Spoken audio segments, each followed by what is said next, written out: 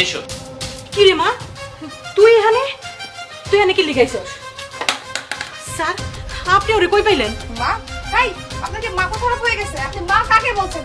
কোন অ্যাঙ্গেল থেকে মনে হয় যে আমি আপনার মেয়ে? তুই বাড়ির দিকে চল, তুই এনে যাস না, ভিতরে যাস না, তোর জীবনটা নষ্ট হয়ে দিব মা। আপনি আবার আমাকে মামা বলছেন?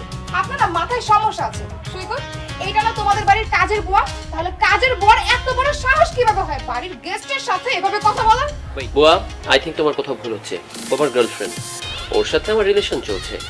ও তোমার মেয়ে হয় কি করে? ও তো খুব রিচেস্ট পার্সনের মেয়ে। আর আমি খুব শীঘ্রই ওর সাথে বিবাহ বন্ধনে আবদ্ধ হব, বুঝতে পেরেছো?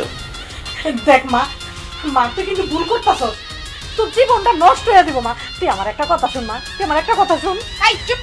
বুড়ি মহিলা, আপনার কথা আমি কি শুনবো? হ্যাঁ, আমি যে আপনাকে তখন থেকে বলছি যে আমি আপনার মেয়ে না। আমি অনেক বড় ফ্যামিলির একজন মেয়ে, আর আমার মাই তো নেই।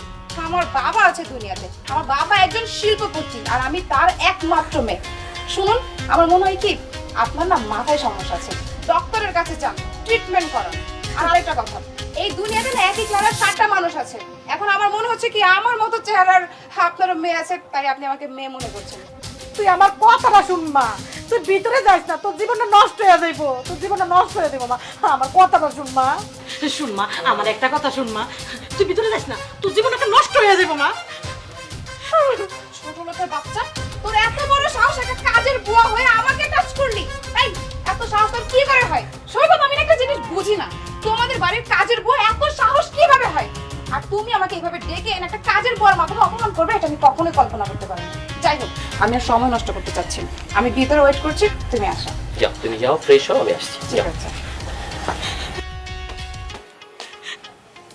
স্যার দেন, ও আমার নিজের মাইয়া। আমি আপনাকে বাড়িতে তো অনেক দিন ধরে কাম করি, আপনি কি করেন না না করেন আমি নিজের চোখে দেখি স্যার, কিন্তু আমি তো কিছু কইতে পারি না। আজকে কইতে পারি না দেখা আল্লাহ আমার বিচার করছে। আমার মাইয়ার আপনি নিয়ে আইছেন স্যার, আপনার কাছে আমি ক্ষমা চাই। আমার মাইয়ার জীবনটা নষ্ট করেন না। আপনি তো আমার মাইয়ার বিয়ে করবেন না, তা আমার মাইয়ার জীবনটা নষ্ট করবেন কি লিখিয়া? আচ্ছা বুয়া, ও কি সত্যিই তোমার মেয়ে? আমি বিশ্বাস করতে পারছি না। স্যার আমি সত্যি কইতাছি, ও আমার মাইয়া। আমি 10 মাস ধরে অনেক গর্বে ধরছি। শুনেন স্যার, আজকে কয়দিন ধরে আমি দেখতাছি ও অনেক দামি দামি পোশাক আশাক পরতাছে, দামি মোবাইল নিয়ে ঘুরতাছে, কই কই জানি যায়। আমার কাছে একটা আইসক্রিম চাইছে, আমি দিতে পারি নাই। ও মনে হয় লিগ আমার লগে রাগ করছে না স্যার। বুয়া, ও সেজন্য তোমার প্রতি রাগ করেনি। আসলে তোমার মেয়ে একটা লোভী।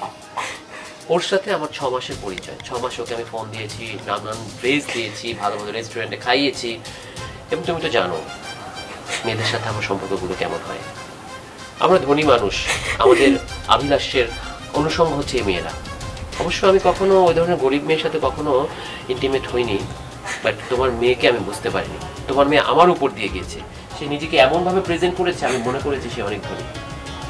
স্যার আপনি আমার মায়ের ক্ষমা করে দেন। বুয়া বুয়া, দাঁড়াও দাঁড়াও, আমি দেখছি দেখছি। যারা যারা কি ব্যাপার সৈকত? আমি সেই কখন থেকে তোমার জন্য ভিতরে ওয়েট করছি, আর তুমি কাজের বুয়াটার সাথে তর্ক করছো। তুমি ওনাকে ঘাড় ধাক্কা দিয়ে বাড়ি থেকে বের করে দিলে না কেন?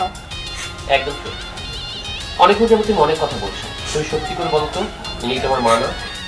আরে আমি তো সত্যি কথাই বলছি, উনি আমার মা হতে যাবে। আজকে এই মহিলার কারণে, এই কাজের বুয়ার কারণে তোমার জীবনটা বেঁচে গেল, তোমার সম্মানটা বেঁচে গেল। আমার সম্মানটা বেঁচে গেল মানে? আমি তো কিছুই বুঝতে পারছি না। বুঝবে না, যা বোঝার এই কাজের বুয়া বুঝেছে। এবং সে এজন্যই তোমাকে আবার বাড়ির ভেতরে যেতে নিষেধ করেছে, কারণ সে দেখেছে এই বাড়িতে আমি কত শত মেয়েকে এনেছি আমার লালসা চরিতার্থের জন্য। আমরা রিচ পার্সন, ধনী মানুষ, আমাদের অসংখ্য গার্লফ্রেন্ড থাকে এবং টাকার জোরে আমরা অসংখ্য গার্লফ্রেন্ড কিনে নেই। তোমাদের মতো লোভী মেয়েদের কিনে নেই এবং আমাদের বিছানা সঙ্গে করি। তোমার সাথে এই যে 6 মাস আমি ভালোবেসেছি না, এটা তোমাকে টোপ দেয়া ছিল যাতে করে তোমাকে আমি বিছানা পর্যন্ত নিতে পারি। তুমি কি ভেবেছো আজকের পর তোমার সাথে আমার কোনো যোগাযোগ থাকতো না? 1 টাইম টাচ 2 টাইমস ডাস্টবিন, মানে তোমার সাথে এরপর থেকে আমার কোনো যোগাযোগই থাকতো না, ওই বিছানা পর্যন্ত শেষ। ইনি সেটা বুঝে গিয়েছে এবং নিজের মেয়ের সম্মান বাঁচানোর জন্য তিনি আমার পায়ে পর্যন্ত পড়েছে। আর তুমি এই মাকে থাপ্পড় মেরেছো। মা, উনি এসব কি বলছে? উনি যা বলছে সব কি সত্যি? হ্যাঁ মা, স্যার যা কিছু কইছে সবই সত্যি। আমি স্যারের সম্বন্ধে সব জানতাম, এই জন্য তো আমি কইছি তুই ভিতরে যাইস না, তোর জীবনটা নষ্ট হয়ে যাইব। শোনো, কোনো মাই না চায় না তার সন্তানের জীবনটা নষ্ট হয়ে যায়। সব মা তার সন্তানকে আমৃত্যু আগলে রাখতে চায়। তোমার মা সেটাই করেছিল। আর তোমাদের মতো লোভী মেয়েরা এই সকল বাবা মাদের অস্বীকার করে, এবং তার পরিণতি কি হয় জানো? তার পরিণতি হয় শেষ পর্যন্ত তারা রাস্তায় পড়ে যায়। তোমাদের কি হয়েছে? টাকা পয়সা নিয়ে কি হয়েছে? সম্মানটাকে বড় ভাবনি? ভাবতে পারোনি সম্মানটাকে বড়? আমিও নিজের পরিশ্রম করে এই পর্যায়ে এসে এতটা কাজ করেছি, তুমি চাইলেও পারতে, কারণ তুমিও শিক্ষিত মেয়ে, তোমার মা তোমাকে শিক্ষিত করেছে। তা না করে শর্টকাটে তুমি বড়লোক হতে চেয়েছো। তোমার মতো মেয়েদের আমার আর কোনো প্রয়োজন নেই। বুয়া, তুমি তোমার মেয়েকে নিয়ে যাও। আর তুমি পারলে তোমার মায়ের পা ধরে ক্ষমা চেয়ে নিও, তাতেও কম হবে। মা, মা আমি অনেক বড় ভুল করে ফেলছি মা। আমি তোমার গায়ে হাত দিয়েছি, কত অপমান করছি, যা তা বলছি। মা তুমি কিছু মনে করো না। না মা, আমি তোমারে ক্ষমা করে দিচ্ছি। বাড়িতে চলো মা।